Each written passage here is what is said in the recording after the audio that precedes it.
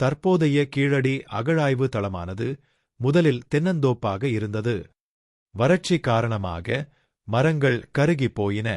பின்னர் அவ்விடத்தில் செங்கல் சூளைக்கு மண் எடுப்பதற்காக தோண்டிய போது ஒரு செங்கல் சுவர் தென்பட்டுள்ளது. இந்த நிகழ்வுக்குப் பிறகு அந்த இடத்தில் அகழாய்வுப் பணிகள் ஆரம்பிக்கப்பட்டன. தற்போதைய கீழடியில் கிட்டத்தட்ட 48 சதுரக்குழிகள் வெட்டப்பட்டு உறைகிணறுகள், செங்கற்சுவர்கள், கூரை ஓடுகள், மண்பாண்டங்கள், முளிர்கள், அணிகலன்கள், எலும்பு கருவிகள், இரும்பு வேல், தமிழ் பிராமி இழுத்து பொறிக்கப்பட்ட பானையோடுகள் என பல்வேறு தொல்லெச்சங்கள் அகழ்ந்தெடுக்கப்பட்டுள்ளன. இலக்கியத்தில் குறிப்பிடப்படும் பாண்டியர்களின் தொல்நகரான பெருமணலூர் இதுவாக இருக்கலாம் என்று கருதப்படுகிறது.